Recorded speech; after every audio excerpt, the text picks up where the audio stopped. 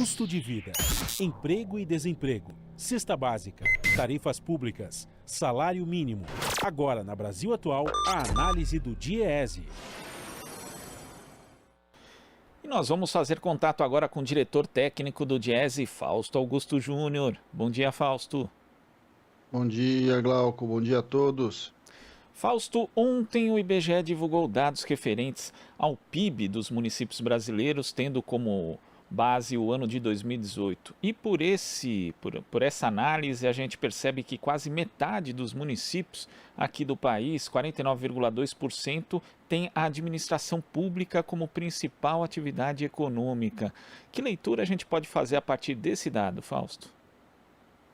Glauco, ontem o IBGE divulgou então o PIB municipal, né? Um dado bastante importante para a gente conseguir compreender como é que a distribuição da riqueza está no país.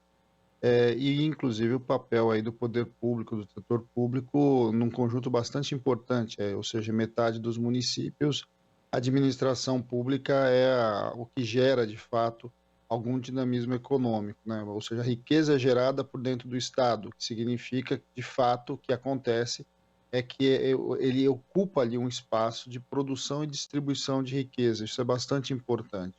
Nós estamos falando aí de 49% dos municípios. Agora, os indicadores mostram também, esse indicador de riqueza, a enorme concentração regional que nós temos no país, do ponto de vista de pensar como, inclusive, a iniciativa privada gera riqueza, uma vez que 8 municípios, eles são responsáveis por quase um quarto da riqueza gerada, né? E mais do que isso, 4 municípios são responsáveis por 20% dessa riqueza. Ou seja, o Brasil é um país bastante desigual em vários sentidos, e um deles é a desigualdade regional. Municípios muito ricos, municípios muito pobres, estados muito ricos, estados muito pobres.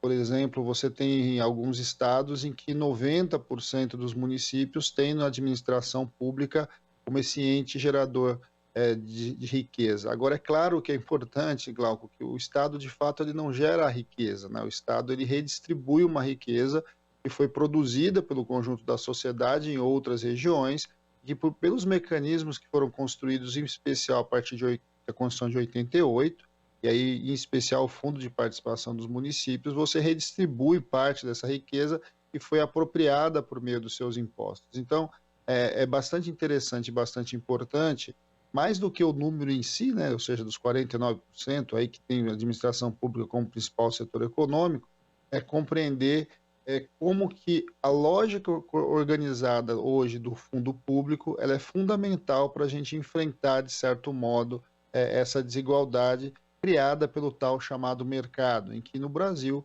concentrou boa parte da riqueza, boa parte da iniciativa privada, boa parte do dinamismo aí econômico, em regiões, em especial no Sudeste, um pouco no Sul.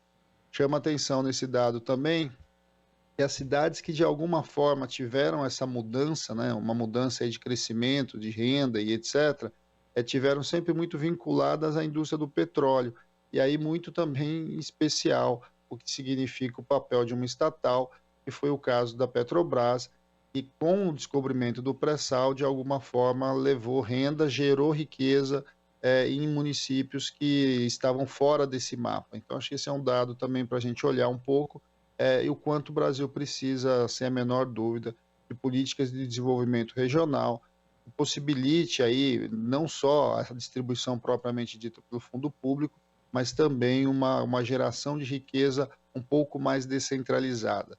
É claro que São Paulo, Rio de Janeiro, Belo Horizonte vem perdendo participação no PIB, esses números mostraram isso, mas o ritmo é muito lento em função do grau de desigualdade que nós temos. É bom dizer que quando nós estamos falando disso, né, para os nossos ouvintes entenderem, nós estamos falando de emprego, nós estamos falando de geração de renda, nós estamos falando de geração de imposto, melhor condição de ter serviço público, nós estamos dizendo melhor condição para o conjunto da população. E esse dado que você citou, Fausto, também chamou a minha atenção aqui. Na passagem de 2017 para 2018, 3 municípios foram os que tiveram o maior ganho de participação do PIB no país. Os 3 no Rio de Janeiro, Maricá, Niterói e Campos de Goytacazes. né, e que se explica justamente por conta da questão da extração do petróleo. Como você mencionou, tem a participação fundamental de uma empresa estatal, a Petrobras, mas também houve todo um planejamento governamental anterior, ali desde a descoberta do pré-sal até as formas de exploração, ali a composição dos royalties também, inclusive direcionando parte para a educação, e tudo isso está meio que se desfazendo. Quer dizer, mostra a importância do planejamento do Estado para esses municípios e também evidencia que hoje a gente vai em outro sentido, Fausto. Sim, e isso é uma pena, né? Porque a gente está desmontando os mecanismos que foram criados aí para construir minimamente um processo de distribuição de riqueza, tanto entre as classes, né? Também entre as regiões, e que tem como força motriz as estatais e o Estado em geral. É muito improvável que o mercado em si sozinho vá de fato caminhar para um processo aí de descentralização econômica. Se você não tiver política pública que tenha como objetivo, de certo modo, você desenvolver regiões diferentes do país, dificilmente a gente vai assistir uma mudança efetiva nessa distribuição de renda.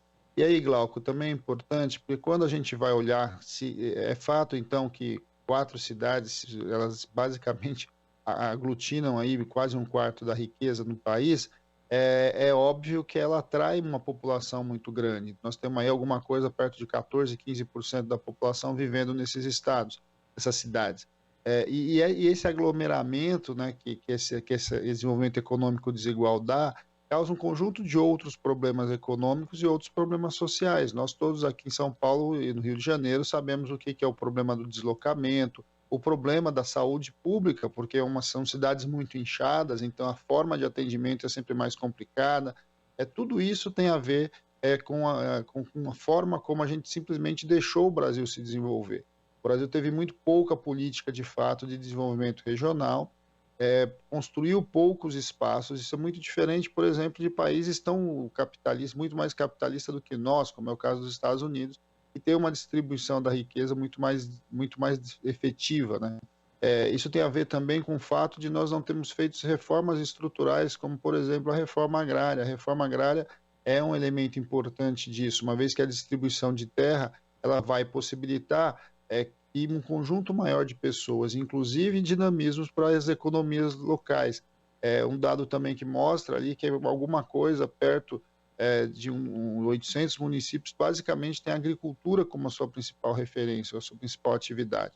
Então, quando a gente vai olhando para esses dados, a gente vai vendo o quão é importante você ter uma discussão nesse país sobre como nós vamos, de fato, efetivar o desenvolvimento local de regiões, em especial, muito pobres, em especial, em que a iniciativa privada não vai ter interesse. Ela só vai chegar depois que minimamente o Estado cumpriu o seu papel e, de alguma forma, articular essa produção, articular essas economias e viabilizar condições, né? Porque nós estamos falando também que você precisa ter condição de escoamento, questões logísticas, todos os investimentos que a iniciativa privada, de fato, não vai fazer. Ela vai se concentrar nos estados onde tem maior riqueza, maior população, e é o que a gente está vendo agora, né? Nós estamos voltando, inclusive, para um processo aí de reconcentração em algumas regiões.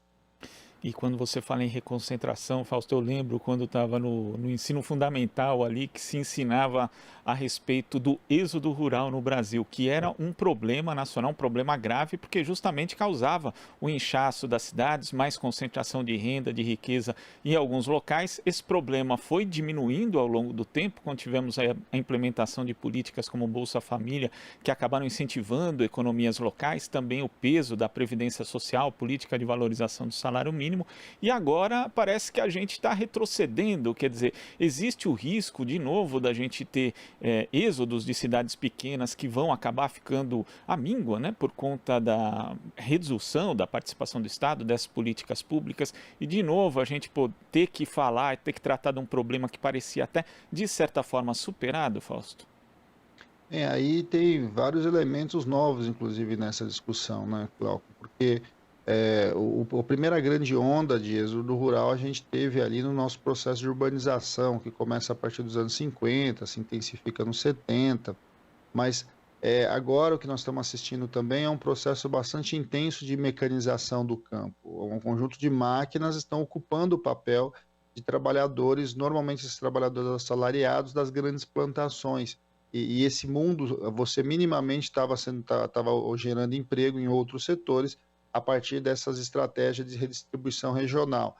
Vamos lembrar que quando teve a automatização do corte da cana, teve todo um programa ali que tentou migrar esses trabalhadores para o setor da construção civil e com um programa bastante importante que era o Minha Casa Minha Vida.